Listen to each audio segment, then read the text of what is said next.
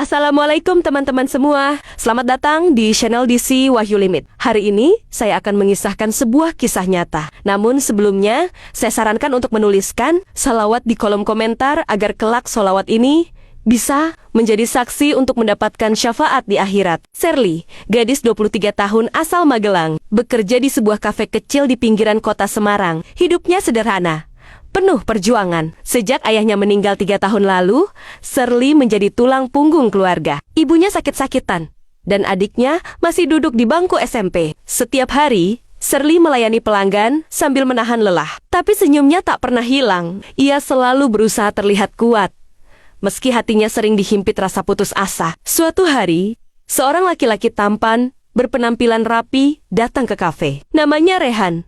Ia sopan, ramah, dan perhatian. Beberapa kali datang hanya untuk sekadar memesan kopi dan ngobrol dengan Sherly. Gadis itu pun mulai membuka hati. Bagi Sherly, Rehan adalah sosok yang seperti datang dari mimpi penuh perhatian dan memberikan harapan baru. Rehan mengaku bekerja di luar negeri sebagai agen outsourcing. Ia bercerita soal kehidupan di luar sana yang katanya lebih mudah dan penuh peluang. Sherly mendengarkan dengan mata berbinar. Dalam pikirannya, ini mungkin jalan keluar dari hidup yang penuh beban. Rehan pun mulai membujuk Sherly. Kalau kamu mau, aku bisa bantu cariin kerja di Kamboja. Gajinya lumayan.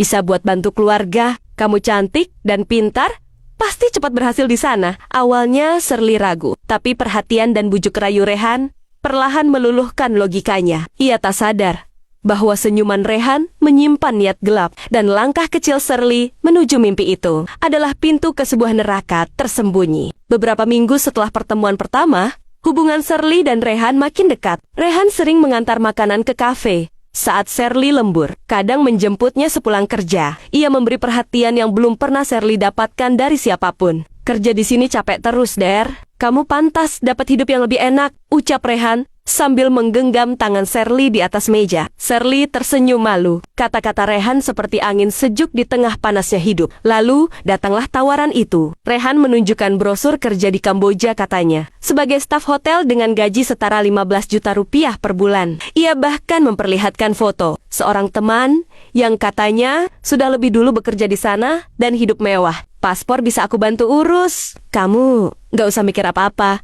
cukup bilang iya. Sherly ragu. Ia tak pernah keluar negeri dan tak punya pengalaman kerja formal. Tapi setiap malam, suara ibunya yang batuk terus-menerus dan wajah adiknya yang murung karena tak bisa bayar SPP membuat hatinya terhimpit. Akhirnya, setelah seminggu berpikir, Sherly mengangguk. Aku ikut, Han. Rehan langsung memeluknya. Bagus, Der.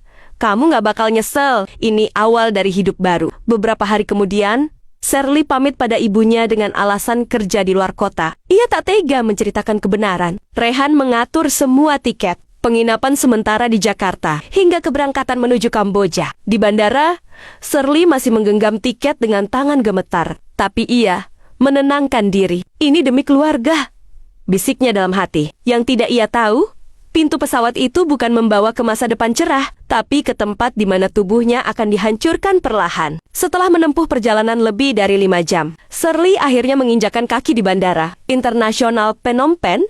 Ia sempat tersenyum kecil, berharap ini adalah awal hidup barunya. Namun anehnya, Rehan tidak ikut menjemput. Ia hanya meninggalkan pesan WhatsApp. Ada orang kami yang akan jemput kamu di bandara. Aman. Sherly dijemput oleh 2 pria asing berwajah Asia Tenggara yang mengaku dari perusahaan Rehan. Mereka tidak banyak bicara, hanya menyuruh Sherly naik ke mobil van putih bertulisan Khmer yang tidak ia mengerti. Maaf, bisa saya lihat ID kalian? Tanya Sherly dengan gugup. Tapi kedua pria itu hanya tersenyum dingin dan berkata dalam bahasa Inggris, patah, nomor worry, you safe.